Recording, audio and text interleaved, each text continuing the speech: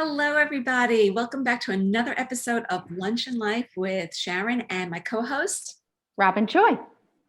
Well, Sharon, last week we were talking about this whole month is about brain awareness and Alzheimer's. And of course, we always have to be aware of our surroundings and things like that. And we were talking about fun and play. And when we forgot to sort of incorporate that into everyday life, right? And not make a trade of when we can have fun and when we can go play, work and all of that.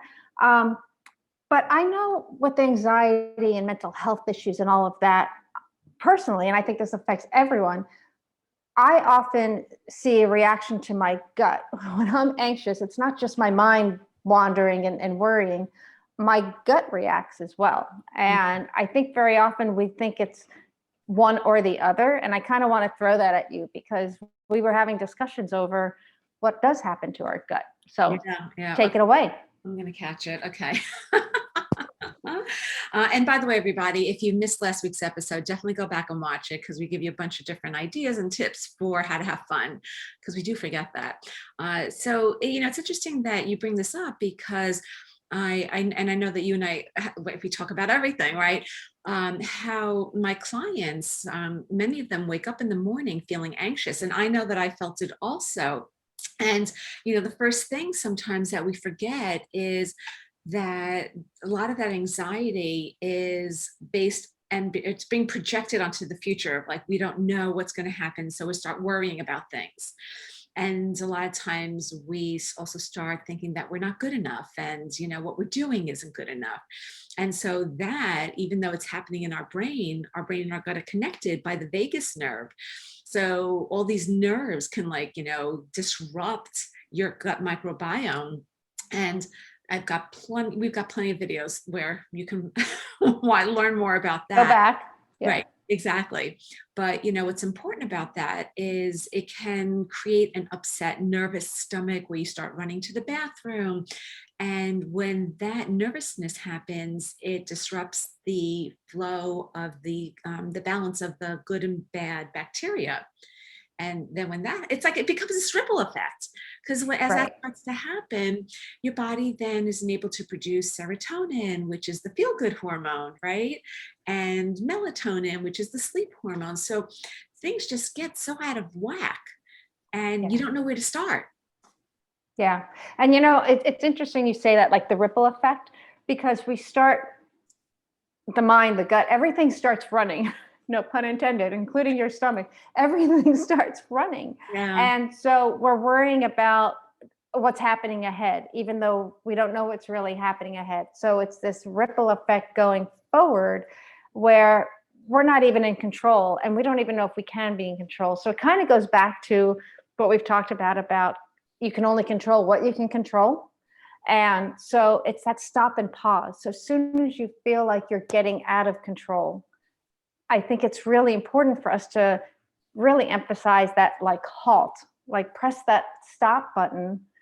Remember the Staples button, whatever that. Oh my God, yeah, that red. The red button that they actually sold. I probably made money on, but anyways, like to press that stop button to just like see if you could just pause everything, because literally you're just spiraling at that point, right? So you have to really be able to realize like, what is triggering you to just keep going, because your body is literally responding to those effects. Yeah, no, that's such a good point. And what I find so interesting, with my clients, you with your clients, is that there's a common denominator that runs through all of this. And it's really just about our sense of self-worth and being able to be present and feel like we don't have to do it all. And so you and I were even talking about this wellness wheel of what does our life look like? Because even though we need to be aware of food and the mental health and combining it all together, they're just a couple of pieces of that wheel. Like, how do we look at this holistically and see where we're at? And we can put our wellness wheels in the description so that you guys can have links to that. But, being able to then identify, what am I going to work on? What are my strengths? What am I good at? As opposed to what am I not good at? And it's like you focus on the negative, it takes you down the rabbit hole. It really does. It really does. And as you said, we'll put it in the comments. But so it's broken into several categories, and it has to do with kind of like your physical environment and activity and Spirituality and relationships. right, kind of just breaking it down. It looks very simple, but the idea behind it is if the wheel is supposed to be smooth and round, and so basically assessing yourself as to on a category and on a scale, how does that look? And you can't fix everything at once, but if you see that it's bumpy, pick a category and what do you want to work on? And as we talked about unpacking, like if it's your environment, if something feels cluttered and you're not getting things done, taking that one aspect of your life and how can you make it how can you declutter it? How can you make it more simple that it feels easier to handle? So it's just working, piece by piece and not getting overwhelmed and not feeling like you're just spiraling. Absolutely. And this really, again, it goes to the whole brain awareness month, Alzheimer's month, mental health. Last week also we talked about how it's not just it's June and this is the month of brain awareness, Alzheimer's month. This is every month, and we're all in this. We are not alone, and sometimes we feel so alone. And so it's important to figure out where do I want to focus, but who can I get support from? Of course, you can reach out to me and Robin because we can support you. But Absolutely. to find that community for yourself, because our brain and our gut, those are our powerhouses, right? And that's what creates our whole foundation for our body, for our lives, for our choices and everything that we do. So it needs to be not all or none, but all inclusive. Yeah.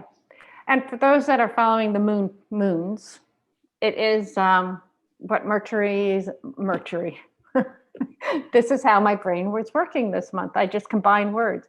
Mercury is in retrograde. It's not Mercury, it's Mercury. And then it was also like some full blood moon or something, and the time. Something like that. But if you're off, like my mouth is off, there you go. Things like that, just kind of read about it and sink into it a little bit. So yeah, no, I completely agree with that.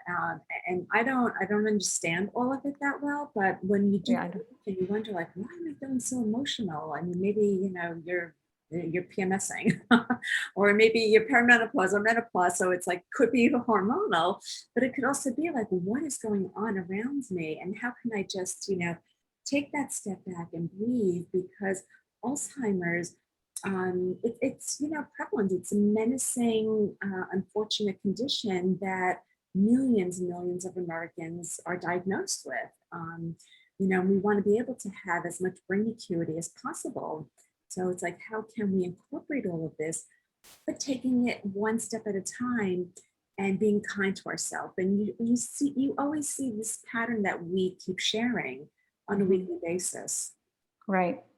And it's, it goes back. Last week we were talking about like you like the New York Times crossword puzzle. I like word searches. Like take time. If that's fun to you, take time. If you like to paint, do something that's comforting for you, that is fun, but it excites you and it, energizes the brain and so forth. So the big thing is really to just be comfortable in your own skin, right? It's not the comparison. And I think post-pandemic and everything else, it's really a time where everyone is trying to like all of a sudden go back into motion, a little hesitant, but back into motion. It's just a strange time. So you really have to be able to sit with yourself, not compare, and really just be comfortable in your own skin. And if that means sitting alone and doing something for you, just do it.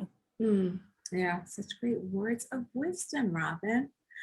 Oh, thanks. You're very welcome. And in terms of the gut, it's also like, what am I feeding myself? What foods am I giving myself? Especially now that it's almost summer, we want to eat foods that are lighter so that we have a spring in our steps. It's moving away from root vegetables into light, airy vegetables, like radishes, dandelion, watermelon.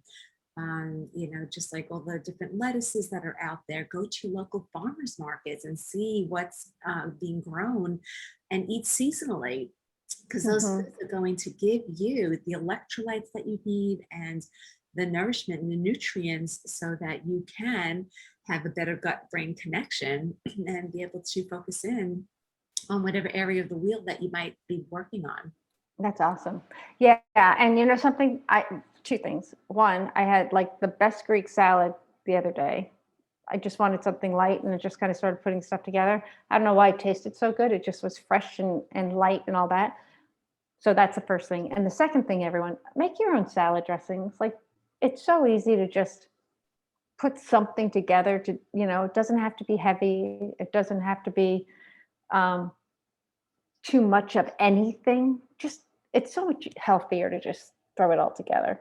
Oh, such a great point. And a lot of times people don't realize that those extra ingredients can cause upset stomach and gas and bloating and cramping, and we just brush it off. So all you Yeah. need to do is start with even just like olive oil, and you can add tahini, you can add mustard and lemon juice, or there's so many different, it's so easy to find those recipes. And I so agree, because not only are you making a healthy recipe, you're saving yourself a lot of money and a lot of stomach aches. Yeah, that's what I'm finding. The more that I'm making fresh, the more my stomach is intolerant of bottled. Yeah, yeah, it's So, amazing what you realize and what you pick up. Such a great point.